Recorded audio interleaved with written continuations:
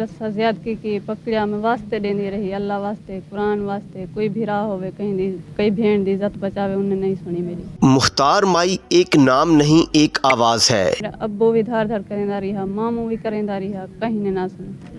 एक जिरगे ने इंसाफ के नाम पर जुल्म का हुक्म दिया, लेकिन एक औरत ने खामोशी के बजाय सच का रास्ता चुना। जहां ताकत बोल रही थी वहां उसने हिम्मत से जवाब दिया। जहां निजाम कमजोर पड़ा वहां उसने खुद को मजबूत बनाया।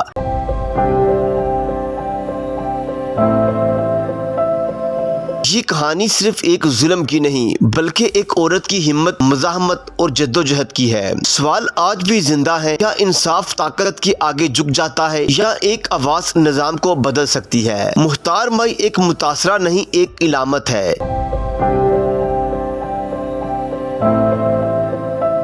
एक ऐसी औरत जिसका बड़ी पंचायत के सामने रेप किया गया। दरिंदगी यहाँ खत्म नहीं होती बल्कि बरहना हालत में इसे घसीटते रहे। इसको मारना चाहते थे मगर वो दुनिया की तमाम मजलूम औरतों की आवाज बन गई।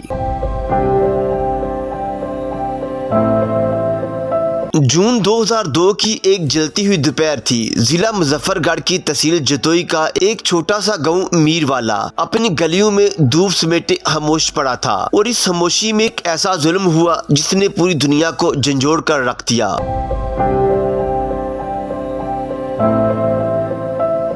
मुख्तार माई के 12 साला भाई शकूर पर इल्जाम लगाया गया उसका ताल्लुक मस्तूई कबीले की एक लड़की के साथ है और ये इल्जाम भी इस ताकतवर कबीले ने गढ़ा था जिसके हाथ में उस देहात की जमीन भी थी और जमीर भी। जिरगा बिठाया गया, वही जिरगा जिसे गाँव वाले इंसाफ का नाम देते हैं। मस्तूई कबीले के सरदारों ने फैसला सुनाया कि मुख्तार माई को माफी मांगने के लिए बुलाया जाए और जब वो आए तो उन्हें एक कमरे में घसीट कर 4 मर्दों ने इज्तिमाई ज्यादती की, जबकि 10 अफराद बाहर खड़े रहे और ये सब होता रहा और कोई ना रोक सका।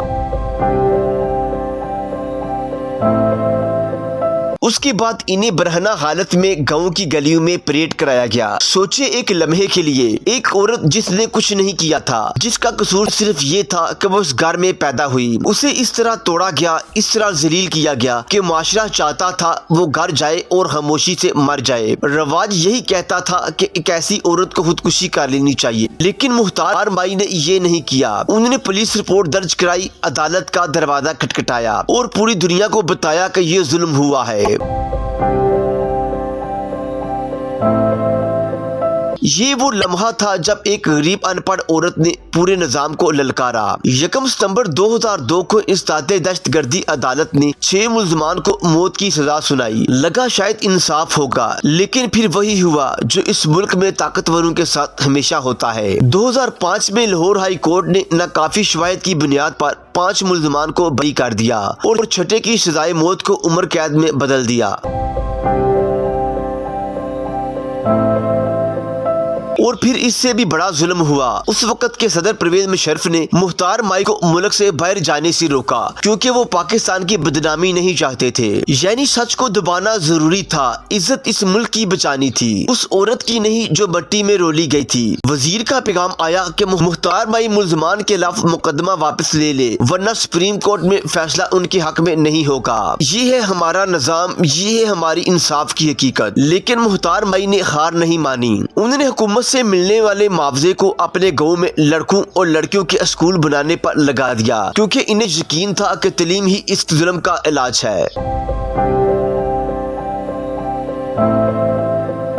वो औरत जो खुद कभी स्कूल नहीं गई, उसने दूसरों के लिए स्कूल खोले। वो औरत जिसे तोड़ा गया था, उसने दूसरों को जोड़ना शुरू कर दिया। मुख्तार माई ने खुद कहा कि उनकी कहानी ने गांव की दूसरी औरतों को भी अपने हकूक के लिए खड़े होने की हिम्मत दी। आज जिला मुजफ्फरगढ़ की इस बेटी को दुनिया जानती है। ग्लैमर मैगजीन ने इन्हें साल की बेहतरीन खातून का एजाज दिया। अक़वाम मुत्तहिदा ने इन्हें बुलाया, अमेरिका ने इन्हें सुना। लेकिन सबसे बड़ी बात यह है कि मीरवाला की एक आम औरत ने साबित कर दिया कि अगर इरादा हो तो एक अकेला इंसान पूरे निजाम को आईना दिखा सकता है। मुख्तार माई सिर्फ एक वाक़े का नाम नहीं, वो हर इस औरत की आवाज है जो खामोश कर दी गई। वो हर उस इंसान की उम्मीद है जिसे लगता है कि अकेला लड़ना बेकार है, और वो हर उस सवाल का जवाब है जो हमसे पूछता है कि क्या जुल्म के सामने सर झुकाना जरूरी है? नहीं, बिल्कुल नहीं। मुख्तार माई ने भी नहीं झुकाया। मजीद वीडियो के लिए देखते रहिए HDN।